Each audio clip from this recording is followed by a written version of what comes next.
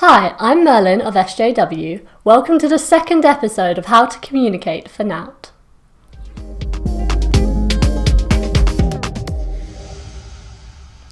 In the previous episode, I gave you an overview of the digital landscape to help you move your mindset away from the well-trodden path of traditional printed communications. I stated that digital is where the conversation is now. It's where brands share their stories, relationships are formed, opinions are cast and news is shared. It's where we can learn, earn, entertain ourselves, join forces and feel connected.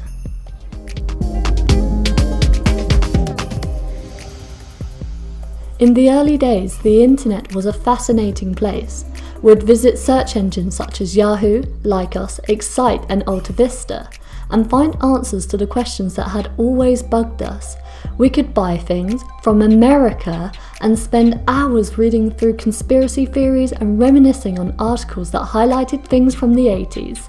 Away from the internet, we'd share quizzes created in spreadsheets and jokes about that Microsoft paperclip over email.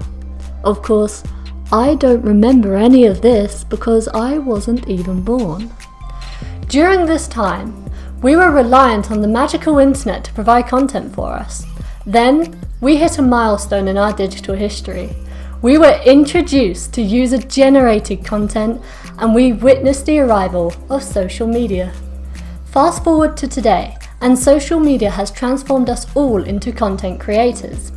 There is no excuse for pensions to actively exclude themselves from this culture, and I'm going to show you how to get started. In this episode, I'm going to walk you through the 4 main social media platforms and give you an idea of how they can help support member communications. The first one is the godfather of all social media. It's Facebook.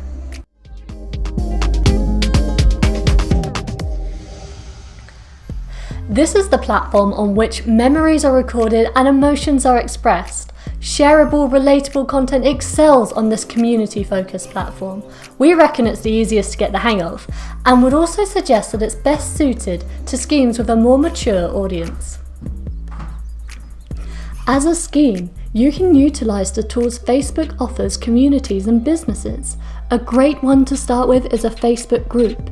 They can be password protected and by invitation only, allowing them to act as private forums. And because of their focused and purposeful nature, groups tend to achieve a high level of engagement, making them effective for when you have an announcement to make. For the open communicator, there are also Facebook pages. A Facebook page is much like a website's newsfeed, and they are also a great place to make announcements and attract discussion. They are best suited for a mass audience and much more in the spirit of social media. Its existence should be promoted as part of the member onboarding process. I suggest Facebook for the entry-level communicator and for schemes that have little resources available. Twitter is very different to Facebook. You exist as a feed of information. Content is impulsive, opinionated, current and movement focused. To be inactive or vanilla on Twitter is the same as not having an account at all. Users tend to be a mixed bag. We think this platform is more appealing to those who prefer words over visuals. Twitter is a brilliant place to ride trends and stay relevant to members. Posts are short and word-based. I suggest including visual media for increased engagement. You can then use hashtags to connect your post to different conversations taking place on Twitter. When it comes to monitoring your engagement, Twitter also provides excellent analytics. The fast-flowing nature of this platform will be the biggest challenge for schemes. You would need to be active on a daily basis, either posting, sharing or commenting. Even then, the competitiveness causes engagement to be short-term and difficult to achieve in the first place. Considering this, I suggest that Twitter is for the committed schemes who have their finger on the pulse and dedicated resources. Instagram is all about highly visual storytelling and definitely attracts the younger crowd. Content is selective, aspirational and thoughtfully displayed. You'd be able to get away with posting less regularly, but there are also Instagram stories to be thinking about.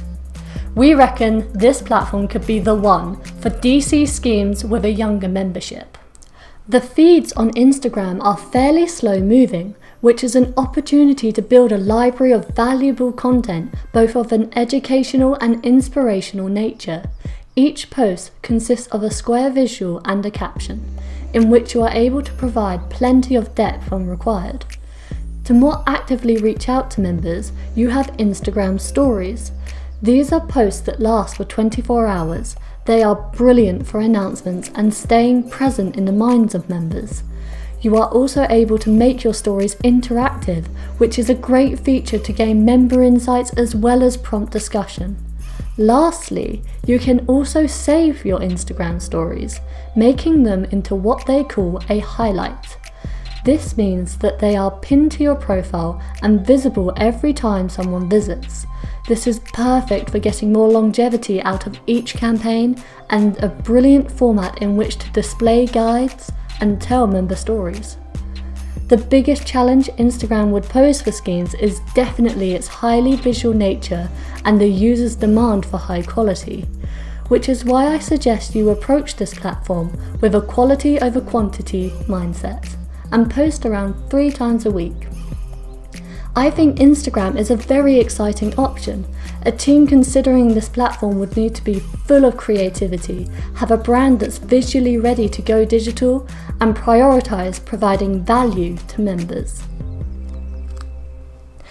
LinkedIn is like a corporate version of Facebook, designed for career progression, industry news, and nurturing business communities.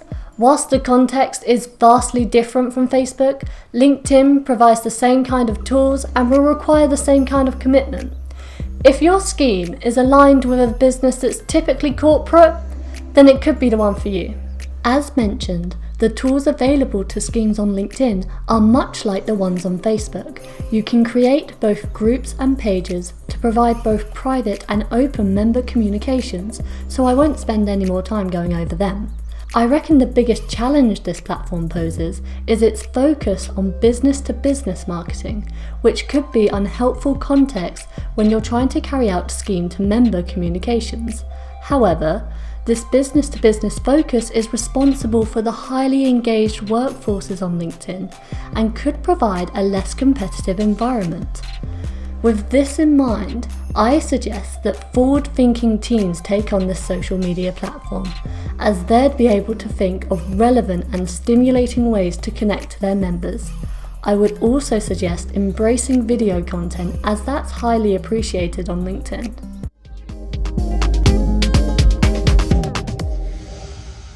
There are benefits to going social regardless which platform you choose. You're findable, and this is convenient for the member. And once you're found, your profile is a library of content for new and curious members to explore and connect with. Members can also use your profile as a help desk where they can submit questions and requests, allowing you to efficiently provide guidance and direct members to the appropriate resources. At the very least, your consistent presence will be reassuring.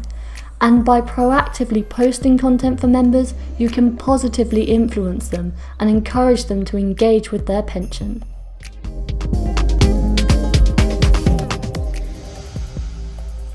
Watch through this episode again, refer back to your notes, and choose one channel to focus on. It's a common misconception to go for several channels at once. This inevitably leads to a drop-off in activity because you'll realise how much time they take to manage. We advise you focus on one channel and get good at it before you think about expanding. To get inspired after you have made your selection, make sure to study it and follow other users who do it well.